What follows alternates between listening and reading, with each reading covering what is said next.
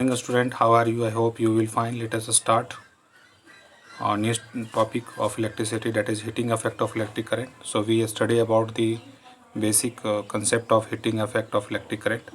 You know very well that when a charge flow throughout the conductor due to friction of flow of charge in a conductor, heating effect is produced.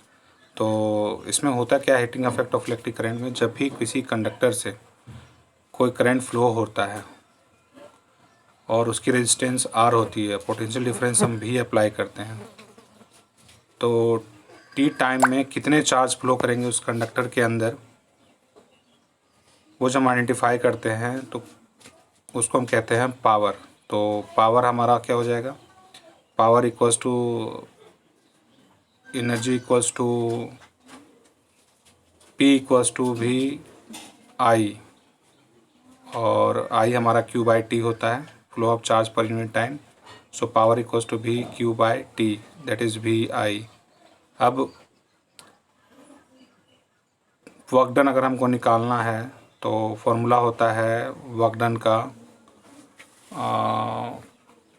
Power का formula होता है work done by time, और जब work done हमको निकालना होता है तो पावर इनटू टी करते हैं। तो पावर इनटू टी हमारा वर्क डन, और वर्क डन क्या हुआ, हीटिंग फॉर्म में हुआ, हीट हो गई फ्लो ऑफ चार्ज की वजह से, कंडक्टर हीट हो जाने की वजह से इसका फॉर्मूला बन गया H equals to V I T. तो यूजिंग इक्वेशन फर्स्ट वन, ये जो इक्वेशन हमारा दे रखा है कि P equals to V I, जो कि क्यू बाई टी के फॉर्म में होती है, V Q by T, that is V I. अब इस वी आई को अगर हम फॉर्मूले में लिखते हैं work done power equals to work done by time, तो अगर हमको वर्क डन निकालना है तो P इंटू टी करना पड़ेगा। P जो हमारा दे रखा है वो है वी आई, और T से मल्टीप्लाई कर दिए हैं तो बन गया V I T. So work done हमारा क्या हो गया, वी आई टी। इसी को हम लोग heating effect of work done को ही हम लोग हीटिंग इफेक्ट कहते हैं। सो आप लोग को हीटिंग इफेक्ट का फॉर्मूला समझ में आ गया, H equals to V I T.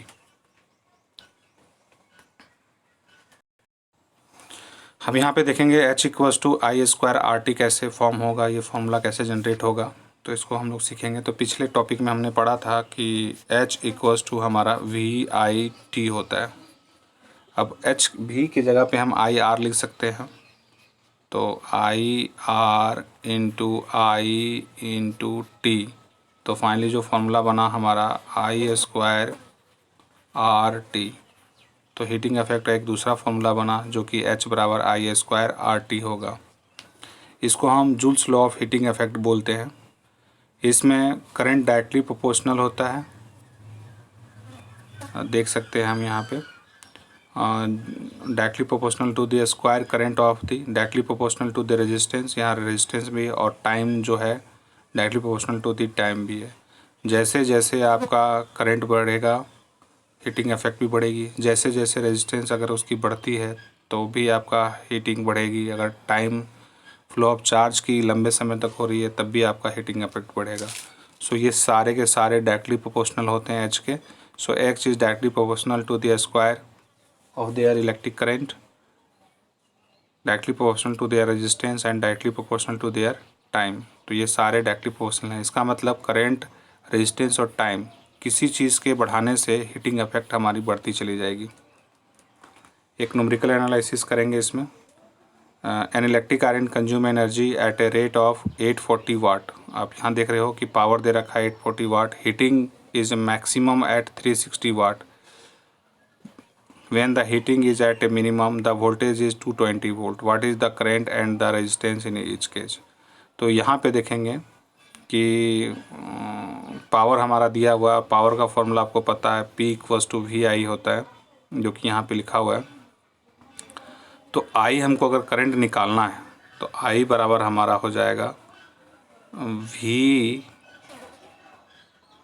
P by V power by potential difference, जो फाइनली हम यहाँ पे निकालेंगे कि हमारा पावर जो दे रखा है P बाय V आएगा फॉर्मूला। तो पावर हमारा दे रखा है यहाँ पे 840 वाट, और वोल्टेज जो सप्लाई हुआ है वो हमारा है 220 वोल्ट।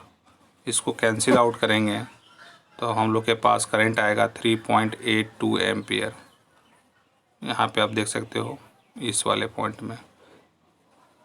तो ये पहले वाले में आएगा हमारा, यहाँ पे आप देख सकते हो ये जो वैल्यू आई है यहाँ पे इस वाले पॉइंट पे ये आएगा हमारा 840 डिवाइडेड बाय 220 जो कि आएगी 3.82 एम्पियर।